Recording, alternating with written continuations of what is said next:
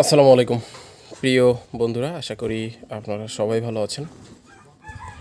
আলহামদুলিল্লাহ, আজ সকালে কবুতরগুলো ছাড়ছিলাম, বিশেষ করে মাদির লবটা। তারা মোটামুটি ফ্লাই করে এসে ম্যাক্সিমামই এই যে লবটে ঢুকে গেছে। মাত্র 4টা কবুতর বাহিরে আছে, যে এখানে 3টা দেখা যাচ্ছে, আর একটা এই যে গাছের ডালে বসে আছে। আমি জানি না আপনারা দেখতে পাচ্ছেন কিনা, একেবারে গাছের মিডল বরাবর ডালে বসে আছে। তো এই ভিডিওটা করার যেটা উদ্দেশ্য, অনেক শিক্ষামূলক একটা ভিডিও হতে যাচ্ছে। আশা করি ধৈর্য সহকারে শুনবেন। আমি সবসময় একটা কথা বলি যে আমরা জেনারেশন কেন কিনি। আমার পার্সোনাল শুভাকাঙ্ক্ষী যারা আছে, যারা আমার সাথে পার্সোনালি নিয়মিত কথা বলেন বা আমাকে ফলো করেন, তাদেরকে বলি যে জেনারেশন আসলে কেন কিনতে হয়। হ্যাঁ, সেটার একটা বৈশিষ্ট্য দেখাই। আমরা ভালো উইনিং জেনারেশন কিনি। কেন কিনি? যাতে উইন করতে পারে। অনেকে এটার বিপক্ষে মত দেন যে উইনটা আসলে পরিচর্যার উপরে। অনেক ভালো কবুতর পরিচর্যা খারাপ হইলে ভালো করে না, আবার অনেক খারাপ কবুতর পরিচর্যা ভালো করলে ভালো রেজাল্ট করে বসে।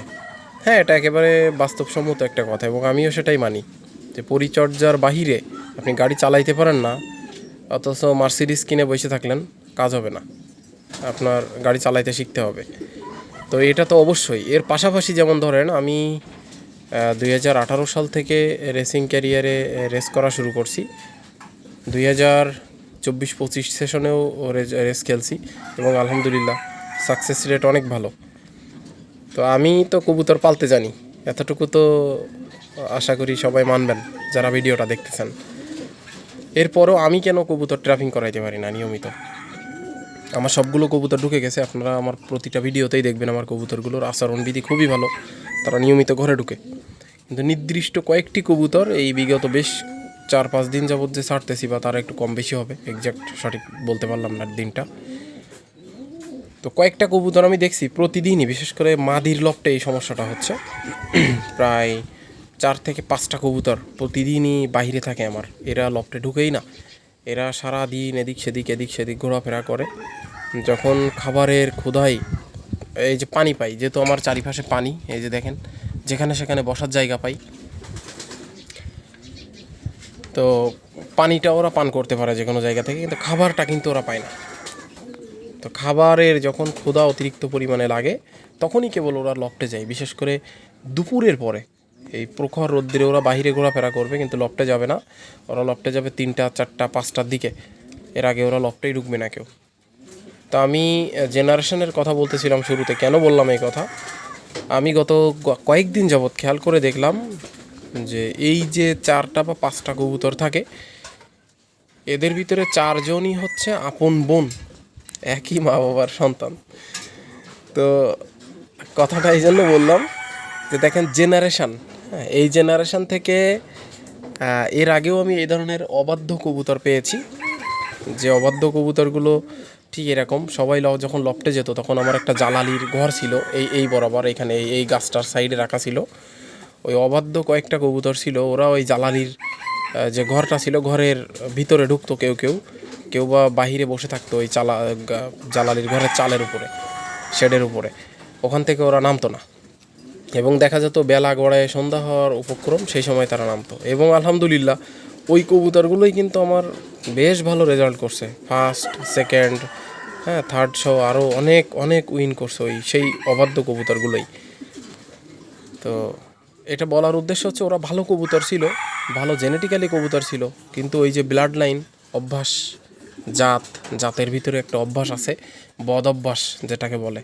অনেক শিক্ষিত মানুষ আছে, অনেক এডুকেটিভ, অনেক বুদ্ধিসম্পন্ন বা অনেক সম্ভাবনাময় মেধাসম্পন্ন, হ্যাঁ, তাদের দেখা যায় কিছু কিছু থাকে না খারাপ অভ্যাস।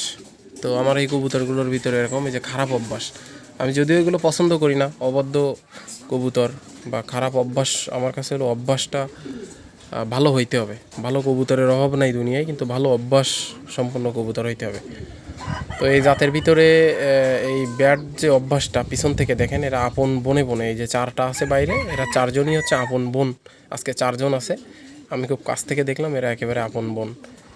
এই যে দেখেন ল্যান্ড বোর্ডের সামনে বসছে কিন্তু, হ্যাঁ, এই যে জাস্ট স্টিক ডেকে ঠেলে ভিতরে ঢুকলেই ট্র্যাপিং হয়ে যাবে, কিন্তু ওরা ঢুকবে না, ওইখানে বসে থাকবে, না হলে ওই গাছে যেয়ে বসে থাকবে। আর যখন বাহিরে বেশি পেরেশানি দিব ঢোকার জন্য, তখন ওরা কী করবে, উড়াল দিয়ে অনেক দূরে যে একটা এই পানির সাইডে একটা বাঁধের উপরে বসে থাকবে, সেখান থেকে আর আমি ধাক্কায় বাসার দিকে নিয়ে আসতে পারবো না। তো গত 3-4 দিন চেষ্টা করছি, আজকে আপনাদের সাথে একটু শেয়ার করলাম এই বদ অভ্যাসধারী কবুতরগুলোর জন্য। আসলেই মেজাজটা খুব খারাপ হয় তাদের উপরে। তারপরেও এই বদ অভ্যাসধারী জেনারেশনের সাথে একটা ভালো জেনারেশন আমি মিক্স করেছি। মিক্স করাতে দেখা যায় যে সবগুলোই বদ অভ্যাসধারী কবুতর চলে আসছে, খারাপ অভ্যাস, কোনো নিয়ম নীতি মানে না, এগুলো আসছে। তবে তাদের ক্যারেক্টারিটিস, আদার্স যে ক্যারেক্টারিটিস, উইন করার মতো পসিবিলিটি সম্পন্ন যে ক্যারেক্টারিটিস, এগুলো আমি ভালো দেখতেছি, যার কারণে একটু ধৈর্য ধরে সহ্য করতেছি তাদের এই পেরেশানিগুলো। দেখি বয়স বাড়ার সাথে সাথে তারা একটু পজিটিভ হয় কিনা। যদিও একটা বিশেষ কথা বলি, এই যে খারাপ অভ্যাস, এইগুলো বিশেষ করে ইয়ং এজ থাকতে হয়, এবং একবার ওল্ড এজ হয়ে গেলে, হ্যাঁ, অর্থাৎ দশক কমপ্লিট হয়ে গেলে, ফুলি অ্যাডাল্ট হয়ে গেলে, এগুলো কিন্তু ফুলি ম্যাচিউরিটি সম্পন্ন কবুতর না। অর্থাৎ এদের কারোরই এখনও 10 ফেদার কমপ্লিট হয়নি, এরা এরকম করতেছে। এরা আবার অ্যাডাল্ট হয়ে গেলে কিন্তু খুবই ভালো হয়, বিশেষ করে রেসিং টাইমে এরা খুব দ্রুত চলে আসে। তো এখান থেকে আরও অনেক শিক্ষা আছে, যেগুলো এই ভিডিওতে আর আমি বলবো না, লং ভিডিও হয়ে গেছে। এগুলো থেকে আরও যে শিক্ষাগুলো আছে, এগুলো আমি পরবর্তীতে আরও একটা ভিডিও মেক করব, ওই ভিডিওতে বলবো যে আসলে কেন এই অবদ্ধ কবুতরগুলো ভালো করে এবং কেন এরা অবদ্ধ হয়, বা এই অবদ্ধ কবুতরগুলোকে সাইজ করার সহজ কিছু কৌশলও আমি আপনাদেরকে শেখানোর চেষ্টা করব আগামী ভিডিওতে। সেই পর্যন্ত আমাদের সাথেই থাকুন। আর যদি এই ভিডিওটি আপনাদের ভালো লাগে, বা আপনার কোনো বন্ধুদের কবুতর এই জাতীয় অবাধ্য থাকে, তাদের সাথে একটু শেয়ার করার ব্যবস্থা করবেন, যাতে তারাও এগুলো দেখতে পারে এবং উপকৃত হতে পারে। ধন্যবাদ সবাইকে।